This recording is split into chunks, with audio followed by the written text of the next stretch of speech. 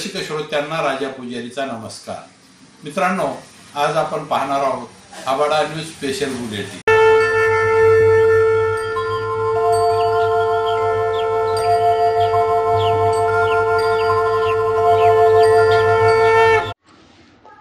गोपीनाथराव मुंडे, पंकजाताई मुंडे व धनंजय मुंडे यांची जन्मभूमी असलेल्या नात्रा येथे 7वे ग्रामीण मराठी साहित्य संमेलन मोठ्या थाटात साजरी झाले.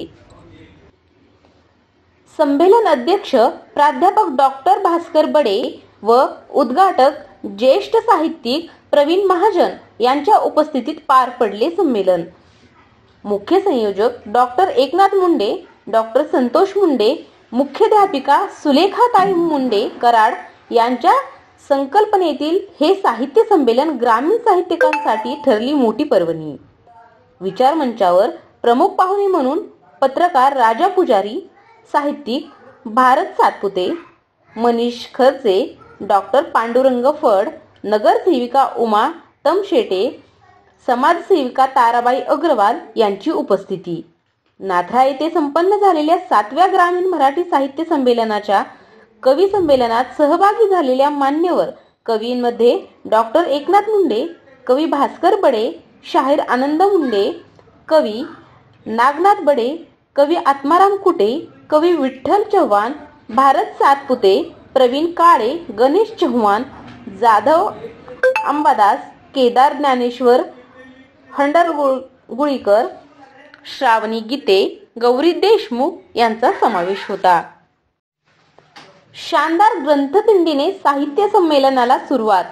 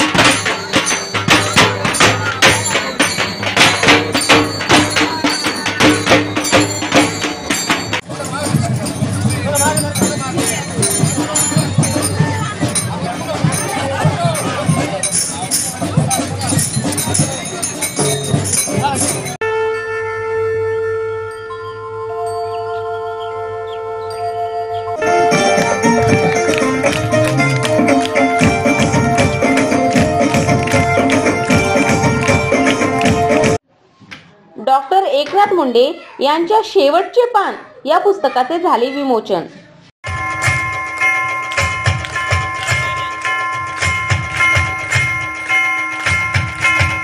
या कार्यक्रमाला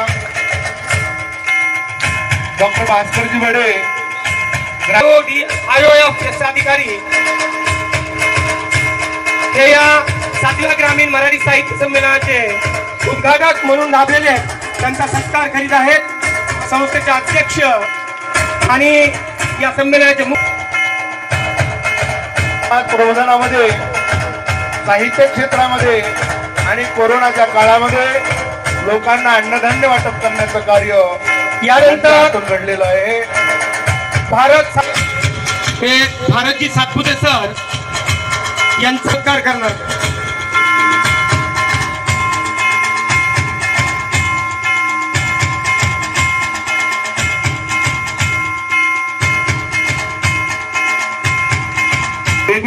वर्तमानपत्रामध्ये पत्रकार म्हणून कार्य वेगवेगळ्या विषयावर त्यांनी स्तंभलेखन केलेलं आहे आणि अनेक पुरस्कारांनी यांना सन्मानित करण्यात आलेलं आहे.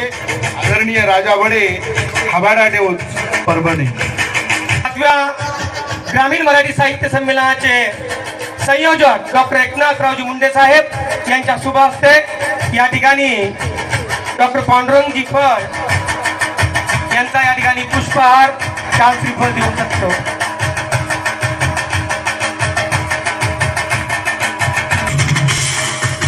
टाळ्या वाजवायच्या विद्यार्थ्यांनी.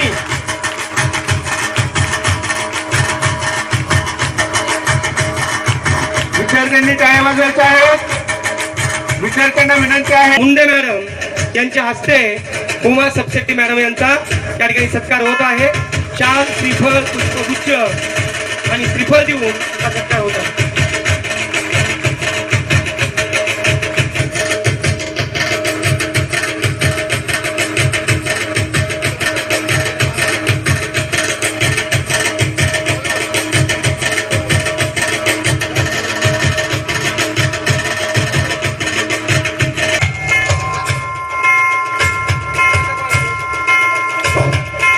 येणाऱ्याला पाणी द्यावे, मुखात वाणी गोड हवी. येणाऱ्याला पाणी द्यावे, मुखात वाणी गोड हवी. जाणाऱ्याला परत फिरवणी, येणाऱ्याविषयी ओढ हवी, येणाऱ्याविषयी ओढ हवी. या ठिकाणी या कार्यक्रमाचे स्वागताध्यक्ष यांचा यथोचित सन्मान हबाडा न्यूजचे आदरणीय संतोषरावजी मुंडे साहेब यांचा या ठिकाणी सन्मान होत आहे.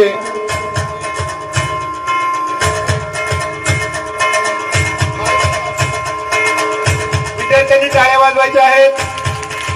थोर साहिर, कवी, शिक्षक आपल्या समोर त्यांचा यथोचित सन्मान होत आहे. आदरणीय आनंद तापारावजी मुंडे सर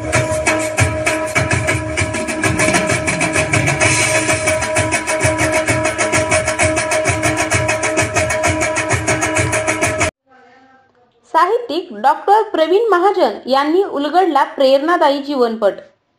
विदर्भातून, नागपूरमधून, पण मी सुद्धा अमरावतीतल्या एका छोट्या खेड्यातून, छोट्या गावातून, अचलपूर सारख्या तालुक्याच्या गावातून शिकलेला, मराठी माध्यम शिकलेला विद्यार्थी आहे.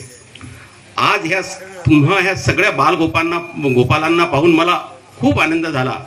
कारण आजपर्यंत मी मोठमोठे सेमिनार्स, मिनिस्ट्री ऑफ डिफेन्सचे, मोठमोठे ज्याला म्हणतात साहित्याचे आणि मोठमोठे संमेलनं अटेंड केली. उद्घाटक, प्रमुख पाहुणे, अध्यक्ष म्हणून मी मान मिळवला.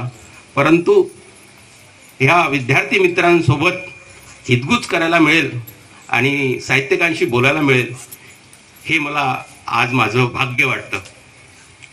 तर सांगायचं थोडक्यात, मला हे फार मोठं लांबवायचं नाही कारण बरेच लोक बोलतील. माझा परिचयच मी देतो कारण मी तुमच्यासोबत अनोळखी आहे आणि माझ्या परिचयातून जर तुम्हाला काही इन्स्पिरेशन मिळालं तर ते भलं होईल. मला साहित्यिकांशी तर मी खूपदा बोलतो आणि त्यांना माझी भाषा लगेच कळेलही.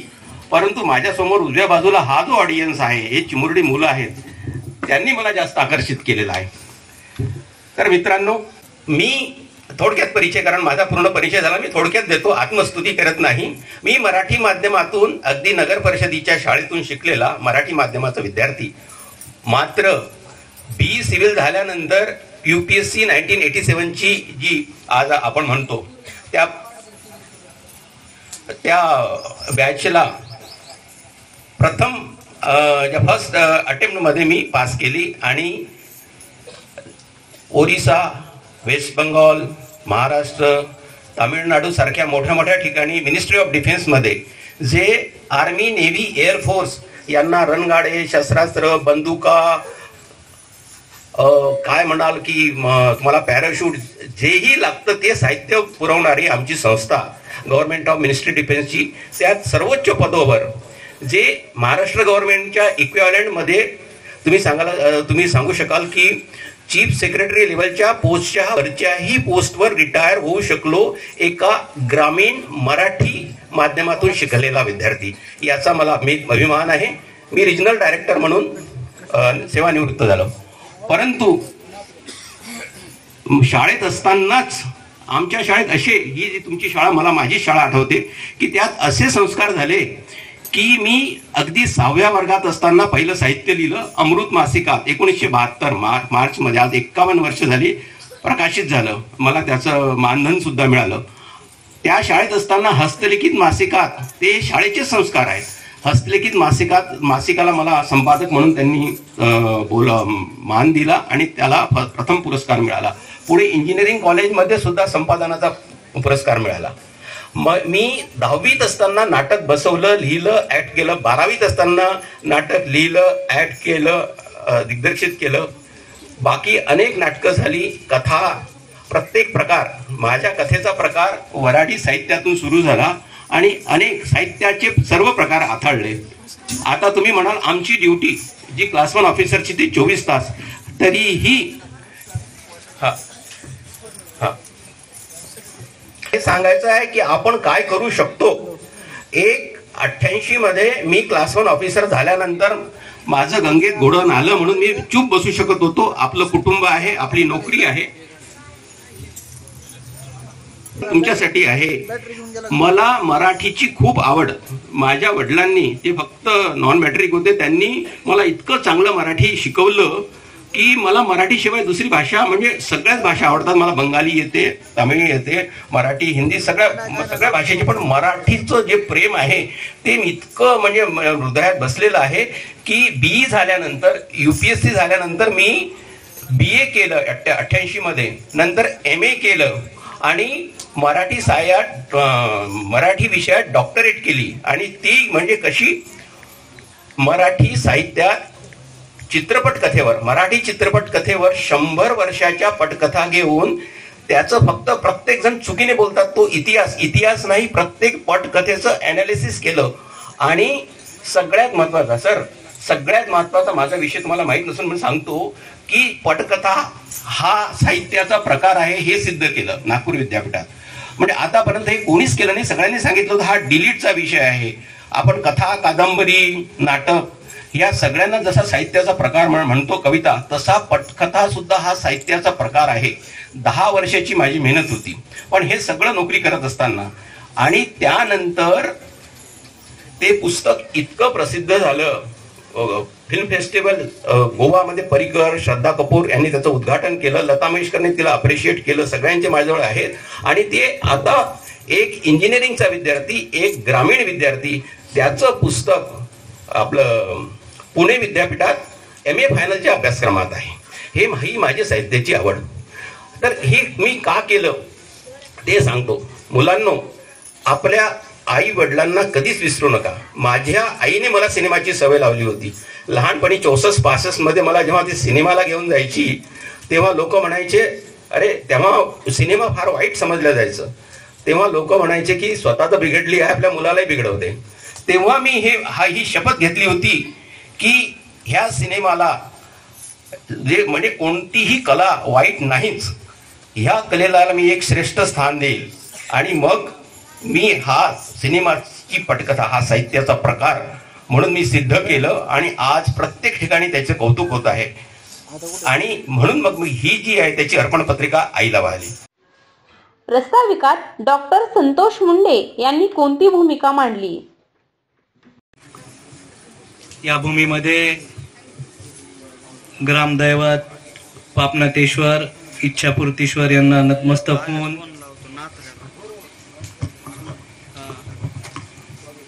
श्रीनाथ मानव सेवा मंडळ संचलित 7वे ग्रामीण मराठी साहित्य संमेलनाच्या कार्यक्रमाचे उद्घाटक, सेवानिवृत्त अधिकारी, साहित्यिक जे साताऱ्याहून इथं आलेले आहेत, आदरणीय डॉक्टर प्रवीण महाजन सर, ज्यांचं बीड जिल्ह्यामध्ये, मराठवाड्यामध्ये साहित्यामध्ये मोठं नाव आहे, ते आपल्या सर्वांचे स्नेही आपल्याला प्रत्येक वेळेस साहित्यात ज्यांची मदत होते, आपले सर्वांचे स्नेही आदरणीय भास्करजी बडे सर, मंचावर उपस्थित अकोल्याहून आलेले भारतजी सातपुते सर, लातूर ना, मंचावर उपस्थित आदरणीय ज्यांच्या प्रेरणेतून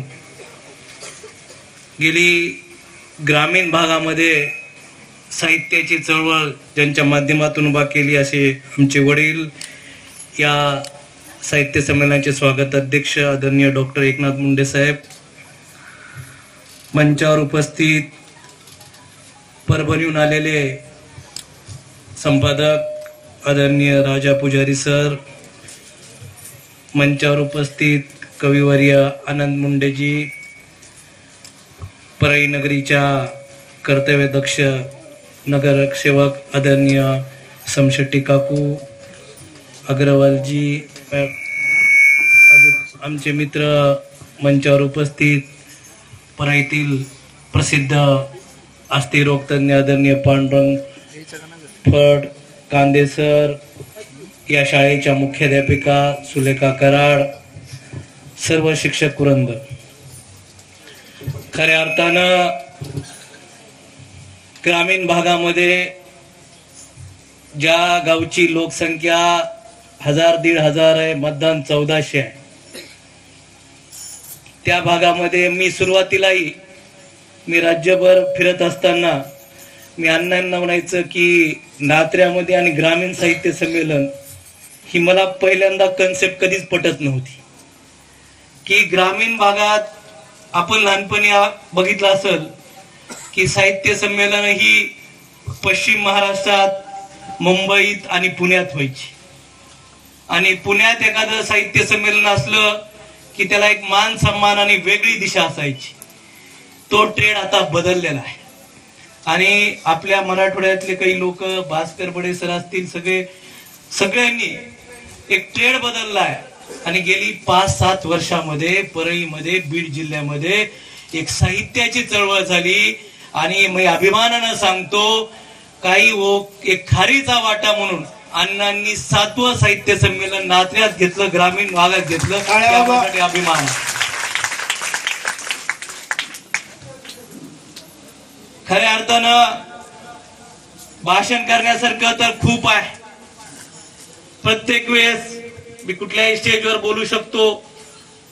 आपल्याला माहिती, आपली शाळा अभिमानानं सांगावंच वाटतं. इंग्लिश स्कूल असतील परळीत, मोठमोठ्या शाळा असतील, आपण इथं खूप लांबून सगळे साहित्यिक आलात, पण ग्रामीण भागामध्ये परळीमध्ये सगळ्यात मोठी शाळा ही नात्र्याची. ज्या गावची लोकसंख्या 1400, 1500, 2000 मतदान आहे, आमच्यासारखे 60-70% लोक परळीत राहिला आहेत. 80% लोकांचे लेकर परळीत शिकतात, पण आजूबाजूच्या सगळ्या भागातले लोक, इथं 600+ विद्यार्थी आहेत, की आपलं हे आहे. आणि इथं आलेल्या साहित्यिकांना मी सांगतो, आपण एक बालकाश्रम म्हणून चालू केलं होतं आणि ते बालकाश्रम गेली 4 वर्ष झालं, शासनाचा कुठलाही 1 रुपया आपल्याला मिळत नाही. तरी अण्णांनी, सगळ्यांनी आम्ही गेली 4 वर्ष कुठलाही सेवेचा खंड पडू दिला नाही आणि गेली 4 वर्ष झालं 100 विद्यार्थी आम्ही आमच्या घरातून शिकवतो, हे आपल्या आशीर्वादामुळे शिकवतो. आज आपण सगळे इथं एक विचार मंच आहात. विचार मंचाच्या पुढं मी काहीतरी वेगळं बोलावं एवढा मी मोठा नाही. सगळ्या एवढे इथं अण्णांच्या 75व्या वर्षी आज अण्णा एक 75 लोकांना एक पुरस्कार देणार आहे. दरवर्षी एक पुरस्कार आपण दिला जातो या साहित्यातून. खऱ्या अर्थानं कुठलाही पुरस्कार जर दिला, ते पुरस्कार घेत असताना माणसाला एक ओझं असतं. मला लंडन पर्यंत पुरस्कार भेटले. मी आपल्या सगळ्याच्या आशीर्वादानं जे महाराष्ट्र शासनाचं सगळ्यात मोठं पहिलं 60 वर्षामध्ये कुठलंही एक सेपरेट दिव्यांग मंत्रालय झालं, त्या मंत्रालयाचा सगळ्यात कमी वयाचा मी उपाध्यक्ष झालो, हे आपल्या सगळ्यांच्या आशीर्वाद. आदरणीय धनंजय मुंडे साहेब असतील, बच्चू भाऊ ज्याचे अध्यक्ष आहेत कॅबिनेट मंत्री दर्जाच्या, त्यामध्ये आपल्याकडे 600 कोटीचं बजेट आहे गोरगरिबाला न्याय देण्यासाठी. हे काम आपण उभं केलं. आणि आज या भागामध्ये आपण अण्णांच्या 75वी निमित्त 75 लोकांना जे पुरस्कार देणार आहेत, जे खरे पुरस्कार आहेत, ज्यांचं साहित्यामध्ये समाजसेवेमध्ये मोठं काम आहे, मी मनापासून त्यांचं अभिनंदन करतो, स्वागत करतो. या नात्याच्या भूमीमध्ये आपल्या सगळ्याचं स्वागत आहे आणि अभिनंदन. हे युग आताच मॅडमनी सांगितलं की बऱ्याच ठिकाणी मुंबईत जर एखादी ऍडव्हर्टाईज बघितली तर त्या ऍडव्हर्टाईज मध्ये लिहिलं असतं एक्सेप्ट मराठवाडा ग्रामीण, मराठवाडा विद्यापीठ नोकरीसाठी, मुंबई पुण्याच्या नोकरीमध्ये. हा ट्रेड पहिल्या 5-10 वर्षामध्ये होता. पण आता जर आपण बघितलं की आम्हाला ठासून सांगावं वाटतं की आमच्या शाळेतल्या जवळजवळ 300-400 लोकांना सरकारी नोकरी लागल्या, डॉक्टर झाले, इंजिनियर झाले. ही आपली उपलब्धी, आपल्या शाळेची उपलब्धी, आपल्या शिक्षकांची, मुख्याध्यापकांची, सगळ्यांची मेहनत आहे. ही आपली अभिमानाची गोष्ट आहे. ही साहित्याची चळवळ बऱ्याच वेळेस विचार केल्यास वाटतो या साहित्यातून मिळतं काय. हेच जर आपण एखादा हिरोईनला बोलवलं असतं तर हे 5 किलोमीटर 2-3 किलोमीटर इथं गर्दी मावली नसते. पण एखादी कुठली चांगली गोष्ट जर उभा करायची असेल, एखादी साहित्याची चळवळ, विचाराची चळवळ जर उभा करायची असेल तर त्याला वेळ लागतो. चांगल्या कामाला निश्चित वेळ लागतो. काल परवाचं एक तुम्हाला उदाहरण सांगतो. वाणटाकळी गावातला एक मुलगा आपल्या, तुम्ही आता सध्या युट्यूबवर बघत असताल, अभि मुंडे नावाचा, ज्या विद्यार्थ्याने शंभू महादेवावर एक 6 मिनिटाचं एकपात्री नाटक केलं. काल त्यांनी रामावर एकपात्री 5 मिनिटाचं एकपात्री नाटक केलं आणि त्याला आता काल उद्या पंतप्रधानांनी त्याला आपल्या वाणटाकळीच्या पोराला फक्त साहित्यामुळं त्याला पंतप्रधानांनी डायरेक्ट बोलवलं. ही साहित्यात ताकद आहे. आम्ही पुण्याला बाबा आमटे यांच्या घरी गेलो. आपण जर बघितलं तर एखाद्या श्रीमंताच्या घरी गेल्या अशा मोठ्या घर हे असतात. मी बाबा आमटेंच्या घरी म्हणजे यांच्या बाबा तर त्यांच्या घरी एक लायब्ररी, पुस्तक आणि एक चाफ्याच्या पुढे आमचं स्वागत केलं. म्हणजे त्यांच्याकडे त्यांना जर विचारलं तर तुम्हाला कुठले रोग आहेत का, त्यांनी सांगितलं कुठेही बीपी नाही, शुगर नाही, काही नाही. म्हणजे ज्यावेळेस माणूस स्वतःपेक्षा दुसऱ्याचा विचार करतो, देशाचा विचार करतो, त्याग भावना निर्माण करतो तर त्याला कुठलाही व्याधी शिवत नाही. म्हणून हे साहित्य घेण्याचं कारण आपण हे साहित्यातून निश्चित एखादी महात्मा फुलेंनी सांगितलंय की एखादी क्रांती तलवाराने घडत नसती. आपण एखाद्याला तलवार मारली तर त्याचे टाके जुळायला 40 वर्षे लागतात. पण आसूड मध्ये सांगितलंय की एखाद्या कलम कसाई, एखादा जर शासनाने जी.आर. केला आणि ते जी.आर. जर खोडसाळपणे केला तर लाखो लोकांचं नुकसान त्या पेनातून होऊ शकतं. मग पेनात आणि साहित्यात एवढी मोठी ताकद आहे. देशामध्ये क्रांती करण्याची ताकद जर कशात असेल तर ती लेखणीमध्ये, साहित्यामध्ये आहे. खऱ्या अर्थानं मी सगळ्या इथं साहित्यिकाचं आभार व्यक्त करतो. बोलण्यासारखं खूप आहे आणि साहित्यिकाच्या विचारमंच खूप मोठा आहे. मी जास्त वेळ घेणार नाही. मी अण्णांचं दीर्घ आयुष्य लाभो. 75 वर्षे अण्णांनी 7वं साहित्य संमेलन ठेवलं. मी अण्णांचं मनापासून आभार व्यक्त करतो आणि इथंच थांबतो. जय हिंद, जय महाराष्ट्र. नाथरा येथील 7व्या ग्रामीण मराठी साहित्य संमेलनाचे संमेलनाध्यक्ष डॉक्टर प्राध्यापक भास्कर बडे बोलताना काय म्हणाले. मिळत होते. असो, सन्माननीय व्यासपीठावर आपल्या समोर आलेले आहेत आणि एकही दिवस रजा न घेता शाळा सांभाळणारा शिक्षक तुमच्या समोर आहे. तेव्हा पुनश्च एकदा या आमच्या आदरणीय भारत सातपुते या कवींना आपण टाळ्या देऊ. हात जरा झटकून करून टाळ्या वाजवा मोठ्यानं. तर आता तुम्ही मध्ये बोलायचं आपलं होईपर्यंत आता म्हणजे विनंती तुम्हाला, बाकी काहीच नाही. हा, मी बघून घेतो ना राव, मी पण मास्तर होतो आहे. तेव्हा मित्र हो, या भूमीवर मी बऱ्याचदा आलेलो आहे, अनेकदा बोललेलो आहे, सन्मान स्वीकारलेला आहे. पुन्हा एकदा इथे वेगळं काही बोलावं असं मला वाटत नाही, म्हणून मी माझा वेळ वाचवतो. आणि भारत सातपुते जी तुला बघायला येणार आहे, या कवितेचं मी थोडस वेगळं विस्तारित बोलत असतो, ते बोलणार नाही कारण ती कविता तुमच्यापर्यंत पोहोचलेली आहे. तेव्हा आलो आणि इथे या माय माऊलीनं नवरा बायको दोघांनं ही शिक्षणाचं खाद्य आमच्या समोर दिलं, आणि म्हणून लोणी गावचा एक पोरगा बाहेर निघतो आणि तो थेट सिंगापूर पर्यंत जातो साहित्याच्या जीवावर, तो पंजाब मध्ये जातो, घुमान मध्ये जातो आणि साहित्याच्या व्यासपीठावर विराजमान होतो. ते फक्त फक्त फक्त सावित्रीबाई फुले आणि महात्मा फुले यांच्यामुळेच. आता राहिला प्रश्न दुसरा तुमच्यासाठी. तुम्ही इतके नशिबान आहेत मित्र की तुम्हाला ऐकतं सगळं मिळतंय, आम्हाला काहीच मिळत नव्हतं. लोणीतून निघालो 60 किलोमीटर असलेलं बीड शहर, हातात बादली, त्याच्यामध्ये स्टोव, त्याच्यामध्ये तवा, पळी, उलथान आणि झाडू, आणि बापुना गोदाड्याच्या सोबत मीठ मिरचूप आईनं ते बांधून दिलेलं. बीडला यायचं आणि शिक्षण घ्यायचं आणि भाकरी थापू थापू थापू थापू बियाचा. भाकरी थापून आम्ही शिक्षण घेतलं, नोकऱ्या मिळवल्या. आधी याच्यातल्या बऱ्याच मुलींना भाकरीच येत नसत्या. किती जणींना येत नाही सांगा बरं? किती जणींना येतात? हात वर करा. अरे वा वा वा वा वा. ए तू का उभा करायला लागला हात? मी काय तुला विचारलं का? त्याला वाटलं हात घ्या खाली. त्याला बिचाऱ्याला वाटलं जर माझा भाऊ इथून सांगतो की मला भाकरी येतात, माझ्या बायकोपेक्षा चांगलं बेसन मी करतो, माझ्या बायकोपेक्षा चांगली भाकरी पापुड्यावाली भाकरी कडक भाकरी बाजरीची मी तयार करतो. केली या खायला एक दिवस. कोण कोण येत आहे? नाही, घाबरले. असो, तर तुम्ही नशीबवान आहात. सावित्रीबाईनं तुमच्यापर्यंत ताट आणून दिलेलं आहे.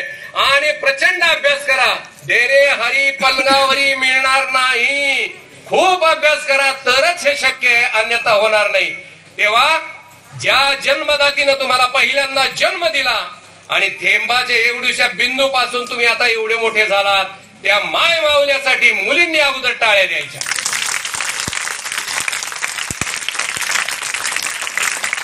काय राव, त्या गावऱ्या तरी बऱ्याच थापाच्या, जरा मोठ्याने ना राव. एवढं सकाळी माई लेकरं शाळेत चालली, नटून पटून नटून पटून.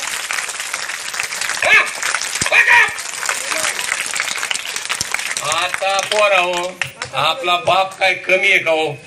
आणि माय काय कमी आहे का? त्या तिथे लांब दूरवर कुठे कापूस वेचत असेल, दारे धरत असेल, खुरपायला गेली असेल, त्या माई या बापासाठी तुमच्या टाळ्या होऊ द्या.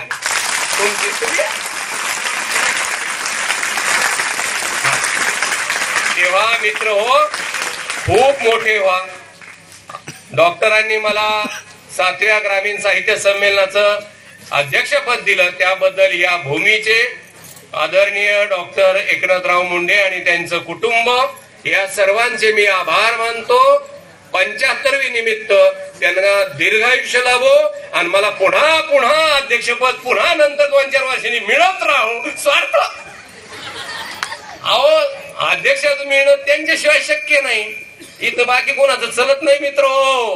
डॉक्टर म्हणजे हिटलर आहे आणि हिटलर आहे म्हणून हे सगळं उभं आहे. गौरवीताई, हे हिटलर आहेत म्हणून हे उभं आहे. जर ते हिटलर नसते, हे माय माऊली आपल्या तुमच्यासारखं तुम्ही म्हणाल तसं हो. नाही नाही नाही, पण दोन्ही लागतंय, सगळे हे असं लागतंय. तेव्हा त्यांना मी भरगच्च अशा आमच्या सगळ्या साहित्यिकाच्या वतीनं शुभेच्छा देतो. आपण तडका फडकी मस्त पैकी अजून छान छान जगा. अहो, ह्या लेकराकडे बघितल्यानंतर तुमचं आयुष्य आणखी पुढे नक्कीच आनंददायी झाल्याशिवाय राहणार नाही. या ठिकाणी मित्र खूप दुरून दुरून मित्र आलेले आहेत, जे मानधन घेऊन सगळीकडे जातात.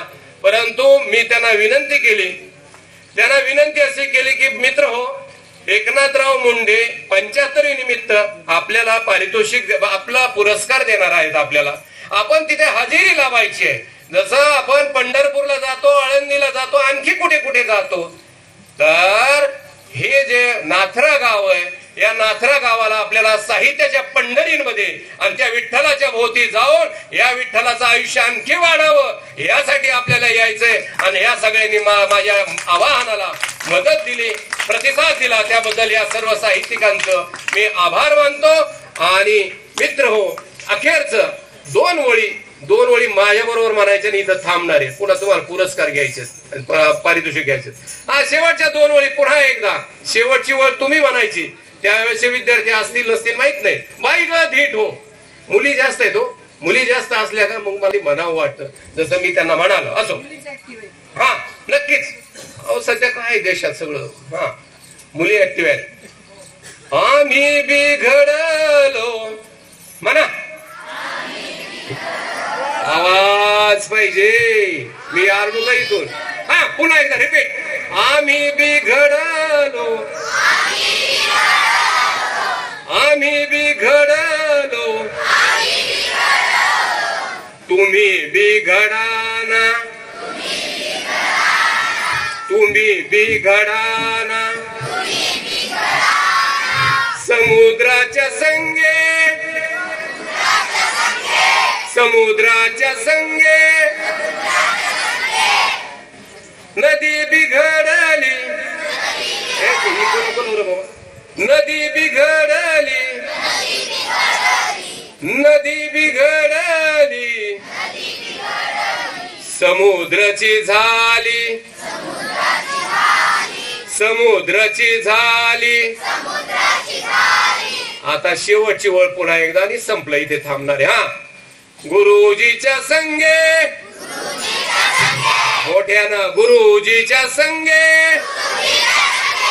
या ओळीचा अर्थ मॅडमला उद्या विचारा, तुमच्या क्लास टीचरला उद्या विचारा. ह्या जे ओळी येतात, हा, गुरुजीच्या संगे शिष्य बिघडले,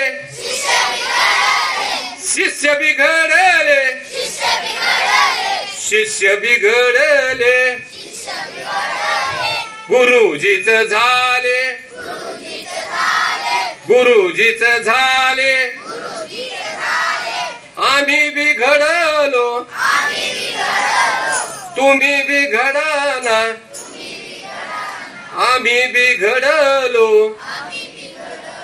कसा आवाज आपला? बारीक बारीक बारीक बारीक. जरा टाळ्या द्या सगळ्यांसाठी आणि या पुरस्कारांसाठी, दुरून आलेल्या सगळ्या साहित्यिकांसाठी वरून टाळ्या द्यायचा होऊन जा द्या. ही टाळी महाराष्ट्रभर जाणार आहे. आता साहित्याचं पारितोषिक तुमच्या गावातून, या मातीतून बाहेर चाललेलं आहे. आणि पुन्हा एकदा मला या ठिकाणी सन्मान दिला, बोलण्यास संधी दिली, त्याबद्दल सर्वांचा आभार मानतो. आपण ऐकून घेतलं त्याबद्दल आभार मानतो. धन्यवाद.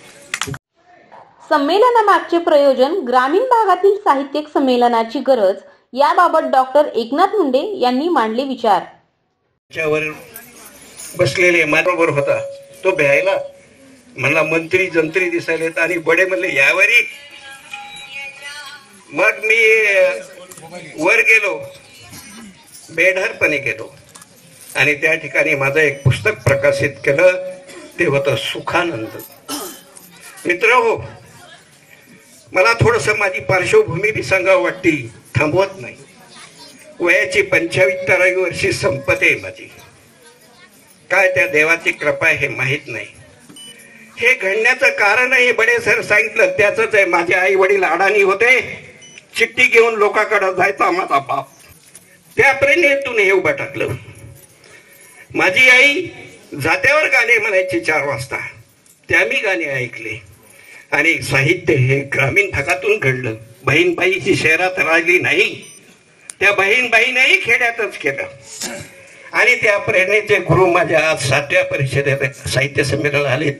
हे ते खूपच मी त्यांचे आभार मानतो. धन्यवाद तर देत नाही त्यांना, पण आभार मानतो. आणि त्यांनी एक असा माणूस आणला, लाल शर्ट आणि पांढरे केस, खरंच तो मास्तर आहे. आणि तो सगळ्याचा मास्टर ठरला. कमालीची बाब आहे.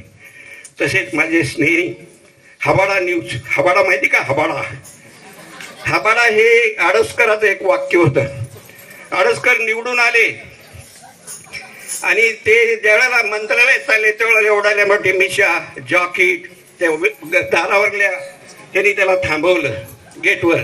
म्हणले वर जायचं नाही. त्यांनी मिशेवर हात फिरवला. म्हणले मला आडसकर म्हणते, बाबूराव आडसकर. ते हे हाबाडा न्यूजचे पुजारी इथं खूप सुंदर हाबाडा न्यूज देतात, सुंदर अगदी. तसेच माझे स्नेही मित्र गेल्या अनेक दिवसापासून साहित्यिक आहेत, वार्ताहर आहेत. ते पण मनीषजी खोसे हे अकोल्याहून आलेत माझ्यासाठी, अचलपूरहून आले हे महाजन सर, तसेच हे कांदे सर, आणि माझा लाडका असा अनंत, ज्याचा ऐकून तुम्हाला खूपच आनंद होईल. लहान गावचा माझ्यासारख्याच इतिहास त्याचा आहे. त्याचे आई वडील मी डोळ्यांनी पाहिले. पण एक गुण होता, त्याचे वडील कुठलंही हाड मोडलेले एका मिनिटात बसवत होते. ते मी पाहिलं आणि बऱ्याच जणांना ते मोफत द्यायचे, हे विषय होता. असं हे माझं मंचवर बसलेलं मोठं भांडवल आणि तुम्ही बसलेले माझे साहित्यिक हे बघून खरंच मी भांबावून गेलो. काय बोलावं हेच मलाही कळेना. मी गेल्याच वर्षी सांगितलं होतं की आता पुढलं माझं साहित्य संमेलन घडेल का नाही याची मला खात्री नाही. पण मित्र हो, तुम्ही आज पाहिलं की मी जे माझ्या मुलांना, माझ्या सर्व लाडक्या लेकरांना सांगितलं ते माझे 3 खांब आहेत. आणि 3 खांबाची झोपडी होते. सावरकरला ज्यावेळेला शिक्षा झाली त्यावेळेला त्यांची पत्नी गेली जहाजापाशी आणि रडायला लागली मोठ्याने की माझ्या आयुष्याचं काय सार्थक झालं. त्यावेळेला सावरकर म्हणाले, अगं तू काय वेडीस का काय, हे 3 खांब आहेत ना, हे देशाला मी स्वातंत्र्य मिळवलं, हे सगळ्यात मोठे तर 3 खांबाच्या झोपडीमध्ये तू बसू नको. आपलं हे 3 खांबाचं जे झोपडं आहे छोटं, हे खूप मोठं होईल. तसं हे माझं जे काय आहे खूप मोठं भांडवल, ते माझे हे मुलं आहेत. माझी ही मुलगी आहे मुख्याध्यापिका, समोर बसलेली माझी एक वकील आहे, माझी गाईड करणारी, आणि माझी सौभाग्यवती पण तिकडे बसली, ती पण आलेली आहे. हे प्रेरणा असते. हे काही देत नसतात, हे काही शिकवत नसतात, पण डोळ्याच्या नजरेने आशेवर चालणारा माणूस हा त्यांच्याकडे बघून जगत असतो. प्रत्येक जणाचं एक ध्येय आहे, माझी मुलगी काय करते, माझा मुलगा काय करतो, हे ध्येयासाठी आपण जगतो. मित्र, मला खूप त्रास झाला शिक्षणात, हे अनेक वेळेला मी सांगतो. मी इथून परळीला पायी गेलो, बडेसरने सांगितले त्यांच्याही परिस्थिती बेकार. गुरुवाचे निवद खाऊन मी सांगलो वैद्यनाथाच्या, आणि ते दिवस काढले. आणि तो जो त्रास झाला तो माझ्या ह्या परिसराला होऊ नये म्हणून मी श्रीनाथ मानव सेवा मंडळ ही माझी संस्था स्थापन केली. त्या श्रीच्या नावाने माझ्या हाताने सेवा घडू दे म्हणून मी केलो. डॉक्टर झालो. मला बऱ्याच जणांनी वेड्यात काढलं. मी माझ्या घरी दवाखाना सुरू केला. मला पैशाची हाव नव्हती. माझ्याबरोबरचे माझ्या अगोदर खूप मोठ्या इमारती बांधून पाहिले, गाड्या फिड्या बंगले करून पाहिले, पण त्यांच्या पुढं काही आणखीन एवढं असे डॉक्टर मुलं झाले नाही. मी खेड्यात राहिलो. मला फक्त सेवा पाहिजे होती. गेल्या 5-10 वर्षापासून मी इथं मोफत दवाखाना चालवतो दर शुक्रवारी. आणि त्याचं एक मला पूर्वीपासूनचं जे प्रतीक, मी जे सेवा सुरू केली ती खेड्यातून, ते आता मुलं आल्यानंतर मी परळीला गेलो, शिरसाळ्याला गेलो. पण ज्यावेळेला मी एका मोटरसायकलवर प्रवास केला त्यावेळेला खूप मी असे पाहिलेत की जगातली खरोखरच किती गरिबी आहे आणि किती शेतकरी झालेत आहे. आणि त्यांच्या घरी मला मोठ्याचा कधीही आवड झाली नाही माझ्या आयुष्यात. मी पैशाच्या लोभ्यात कधीच गेलो नाही. खूप मोठे झाले याचाही मला काही अभिमान वाटत नाही. आजही मी मोठा झालो तरी मला अभिमान वाटत नाही.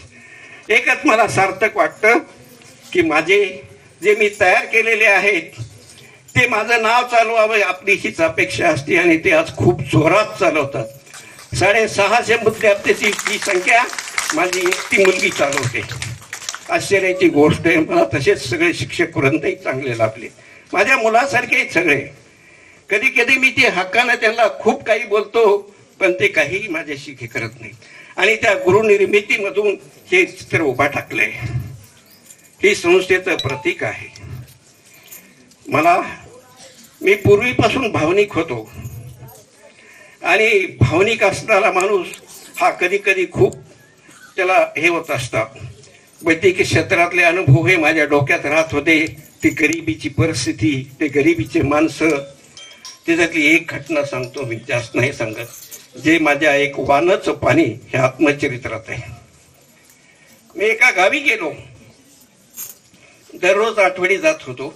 त्याप्रमाणे गेलो, डॉक्टर आले साऱ्या गावात गाजा व्हायचा मोटरसायकल आल्यानंतर. एका अनाथ झोपडीमध्ये एक मुलाला उलटी संडास झाली होती. ते एवढं लेकरू की आता डोळे पांढरे करायला लागलं. त्याच्याकडे पैसे नाही, परिस्थिती बेकार होती, खायला नोकरी करणारा माणूस होता आणि त्याच्याकडे पैसे संपलेले होते. विलाजासाठी काही विलाज नव्हता. देवाला हात जोडून ते बसलेलं होतं. पण त्या बाई माझ्याकडे आली आणि पुरी एक भाषा होती, दादा बाबा असं म्हणायचे. दादा माझे असं आहे, परिस्थिती फार कठीण आहे आणि जर तुम्ही माझ्या मुलाला बघत असला तर आम्हाला तू इकडं आणू नको, मी तुझ्या घरी येतो. मी घरी गेलो. अहो काहीच नाही घरी, आता काय सांगावं तुम्हाला. बसाय फाटकं पोतं टाकलं आणि 6 पायल्या बाजरीची ज्वारी ही त्याला चंदी होती आणि 500 रुपये साल नोकरी करतो असं म्हणाला. मला हरकत नाही.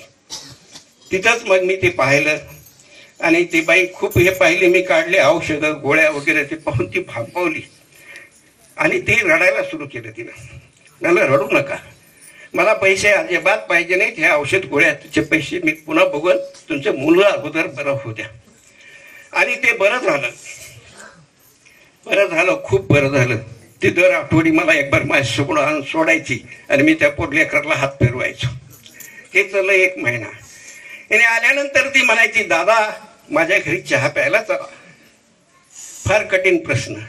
आता हिच्या घरी तर काहीच नाही, चहा काय मला बोलवायची बाबा ही. पण कसं असतं, माणसाला माणुसकीनं डोळ्यात पाहावा, तिथंच देव उभा असतो. माणसातच देव आहे, तो माणुसकीमध्ये बसलेला आहे, हा इथला देव आहे.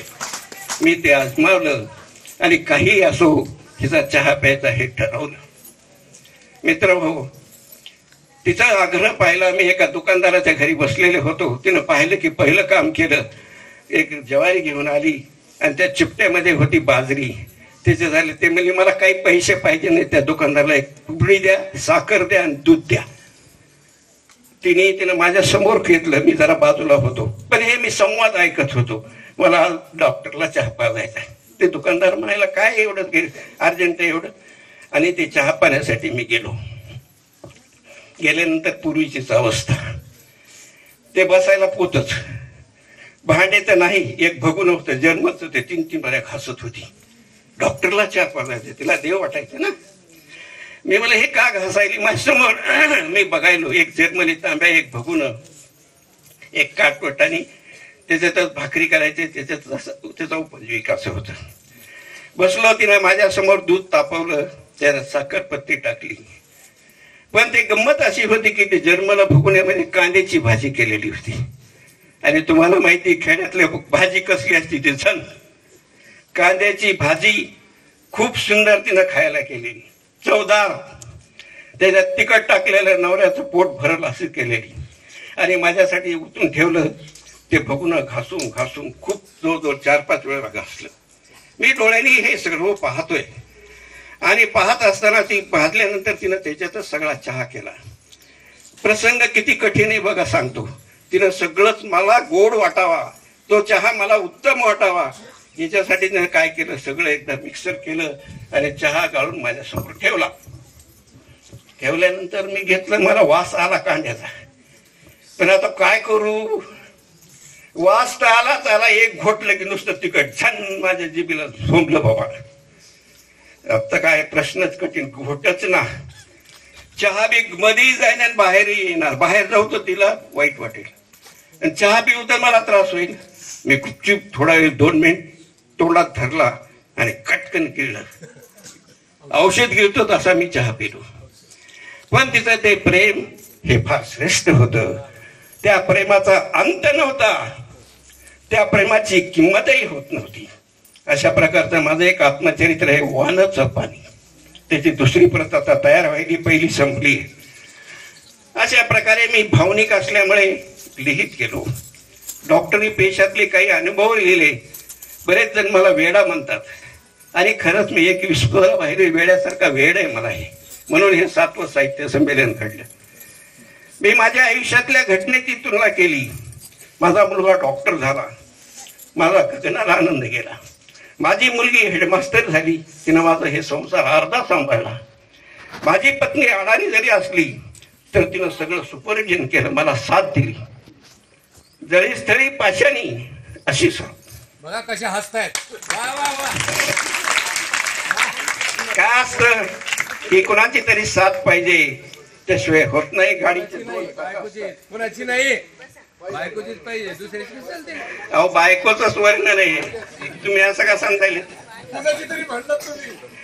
आणि ती जरी थोडी असुशिक्षित असली पण ती खूप सहकार्य केलं आणि तिनंच हा पल्ला गाठण्याचा संदर्भ आहे. आज एक घटना सांगतो. साहित्य संमेलन होतं, माझ्या मुलं म्हणले काही चिंता करू नका, पण ती इथं सकाळी 8:30लाच हजर आहे, कारण का तर तुमची जेवायची सोय कशी होईल.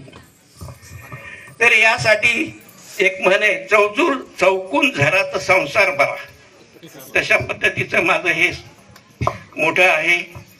मुलगा डॉक्टर झाला, अभिमान वाटला. आणि तो एक फॅन आणि वयामानानं सगळं झाल्यानंतर योगायोग मला 5 बहिणी होत्या आणि मलाही झाल्या 4 मुली. समाजातली प्रतिष्ठा फार वाईट ते नजरेनं त्यावेळेला बघायची.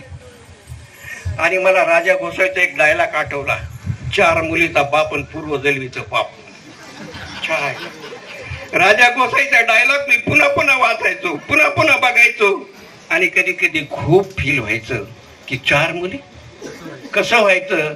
माझी परिस्थिती, मुलीचे लग्न अलीकडे तर असे खूप आहे, पण काही नाही, देव तिथेच आहे, तो इथेच आहे. या तत्वाने मी चालत गेलो आणि प्रत्येकाच्या माणसात तोच देव मी पाहिला जो मला घडत गेला.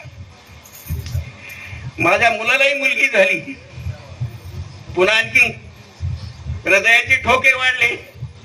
काय करू म्हणून मी एक कविता संग्रह तयार केला, त्याचं नाव आहे स्पंदन, पहिला कविता संग्रह. कालांतराने एक पुन्हा मुलगा झाला, मग तर खूपच आनंद झाला.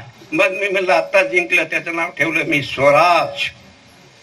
माझं स्वराज्य त्यावेळेला उपजतच झालं. आणि त्यानंतर हे माझ्या घडचं घडत गेल्यानंतर मी मग एक आयुर्वेद ज्योतिष अभ्यासाचा अभ्यास केला. माझे आजोबा हे ज्योतिष वैद्य होते आणि त्यांचीच ही कृपा आहे. त्यांच्या ह्याच आशीर्वादाने इथे एक मंदिर आहे, ज्याचं नाव आहे इच्छापूर्तीश्वरनाथ. ते इच्छाच पूर्ण करतो, याच्यात शंकाच नाही. तर अशा प्रकारे मी पुन्हा काही पाहिल्या परिस्थिती, मागचं एक आठवलं मला. आणि म्हणून मी एक सुखानंद केलं की ज्याच्याजवळ पैसे नाहीत ना, त्यांनी फक्त मुद्रा करा, शांत राहा, मानसिक रोग नीट होतो. अलीकडे मानसिक रोग खूप वाढलेत, तर त्याच्यासाठी मुद्रा चिकित्सा आहे. ज्योतिषशास्त्राप्रमाणे निरोगी राहण्यासाठी काही ज्योतिषाचे उपाय आहेत. आणि असे लिहित मी, मला वाटतं आता हे 90, डोळ्याची नजर कमी झाली. आता पाहिलं तुम्ही उभा टाकता नाही, माझे पाय कापायले का काय की कोणतरी पाहिलं, मला खुर्ची दिली. आणि ते आजचं हे पुस्तक माझं आहे, शेवटचं पान. पानं खूप उलटली आयुष्यामध्ये, हजारो पानं पाहिली, हजारो पेशंट पाहिले, हजारो कितीतरी असे दिनदुबळे पाहिले. पण माझी एकच बुद्धी होती, तो माझा सेवा धर्म हे म्हणजे कधीही सोडला नाही. तर काय सगळीवर यांना सांगतो, सगळ्या साहित्यिकांना, मी काय केलं नाही असं नाही. सर्व पेशातून गेलो मी, सर्व त्याच्यातून पूर्ण, जसे नाटकामध्ये डायलॉग्स असतात ते सर्व पात्र रंगवलेला मी आहे.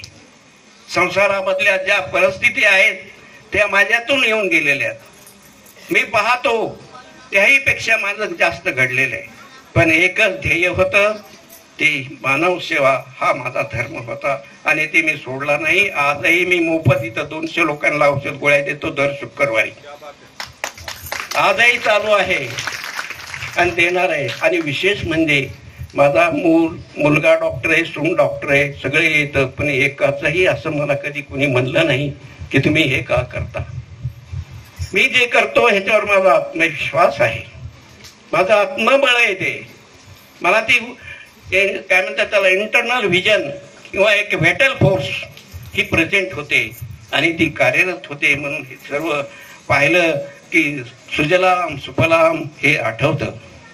जे केलं त्याचं फळ मिळणं हे फार महत्वाचं असतं आणि ते प्राप्तीसाठी एकच पाहिजे की आपला धर्म हा चांगला पाहिजे, माणसाला माणुसकीमध्ये पाहावं, एवढंच माझी विनंती आहे सर्व विद्यार्थ्यांना. पण माझं दरवेळेला हे शिक्षण असतं की तुम्ही आई बापाची आज्ञा पाळा, त्यांचं दररोज दर्शन घ्या, त्यांचे संस्कार पाळा, असं खूप आहे. पण आता काय आहे की खूप वेळ झाली, सर्वजण झाले, तर माझं एवढे 2 शब्द मांडून मी सर्वांचे आभार मानून धन्यवाद देऊन माझे 2 शब्द संपवते. धन्यवाद. धन्यवाद. मित्रांनो, तत्पूर्वी आपलं आवडतं हबाडा न्यूज चॅनल सबस्क्राईब केलं नसलं तर सबस्क्राईब करा आणि लाईक करा. बेल आयकॉन दाबून आपली पसंती कळवा.